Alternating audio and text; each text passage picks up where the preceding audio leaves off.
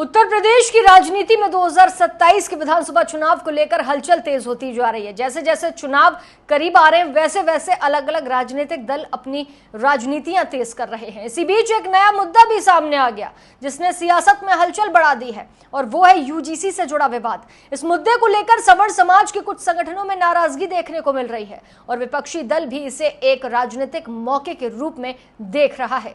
सत्ता में मौजूद भारतीय जनता पार्टी के सामने अब इस पूरे मामले पर डैमेज कंट्रोल की चुनौती भी बताई जा रही है। जी हां, राजनीतिक विश्लेषकों की अगर बात करें तो राजनीतिक विश्लेषकों का यह कहना है कि अगर किसी मुद्दे पर सामाजिक असंतोष दिखाई देता है तो विपक्षी दल उसे अपने पक्ष में मोड़ने की कोशिश जरूर करते हैं।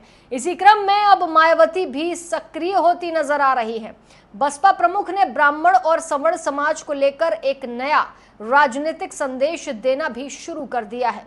दरअसल 15 मार्च को होने वाला कार्यक्रम इस समय उत्तर प्रदेश की राजनीति में काफी चर्चा का विषय बना हुआ है। यह कार्यक्रम बसपा संस्थापक 92वीं जयंती के रूप में आयोजित किया जा रहा है, लेकिन इस बार यह कार्यक्रम सिर्फ एक स्मृति समारोह तक सीमित नहीं माना जा रहा, बल्कि इसे 2027 की राजनीतिक तैयारी के बड़े मंच के रूप में देखा जा रहा है।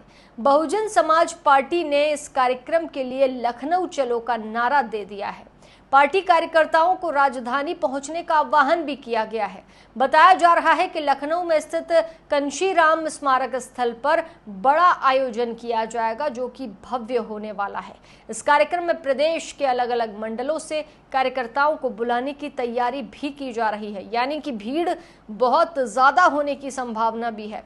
पार्टी के अंदरूनी सूत्रों की अगर बात करें तो पार्टी के अंदरूनी सूत्रों के मुताबिक इस बार 12 मंडलों से बड़ी संख्या में कार्यकर्ताओं को कार्यक्रम में शामिल करने की योजना बनाई गई है। इसके अलावा पश्चिम उत्तर प्रदेश के लिए नोएडा में भी अलग कार्यक्रम रखा गया है जहां 6 मंडलों के लोग शामिल होंगे।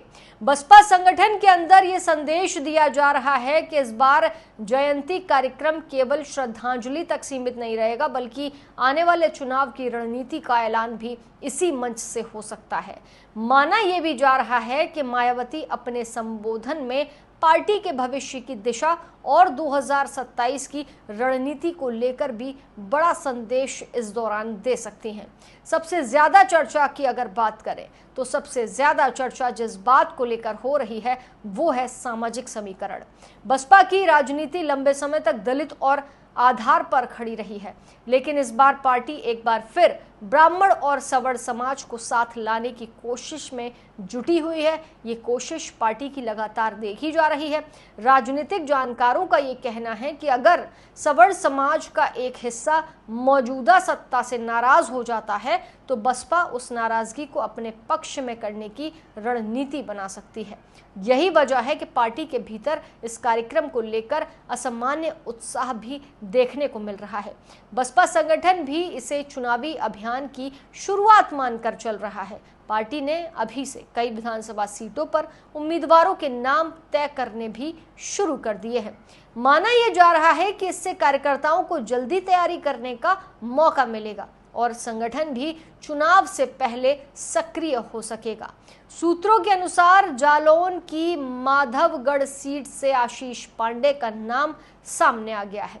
इसके अलावा आजमगढ़ की दीदारगंज सीट से अबुल कैश, जौनपुर की मुंगरा से बादशाहपुर सीट से विनोद मिश्रा और सहारनपुर देहात सीट से फिरोज आफ्ताब के नाम भी चर्चा में चल रहे हैं। आने वाले समय में इन नामों की औपचारिक घोषणा भी की जा सकती है। फिलहाल बताया यह भी जा रहा है कि बसपा अगले 2 महीनों में 50 से ज्यादा सीटों पर उम्मीदवार घोषित करने जा रही है। ये योजना भाजपा जो है बना रही है। इससे ये संदेश देने की कोशिश होगी कि पार्टी चुनाव को लेकर गंभीर है और समय से पहले तैयारी शुरू कर चुकी है। फिलहाल इस पर आप क्या कहेंगे, अपनी राय जरूर दीजिएगा, लेकिन उससे पहले सब्सक्राइब कर लीजिएगा।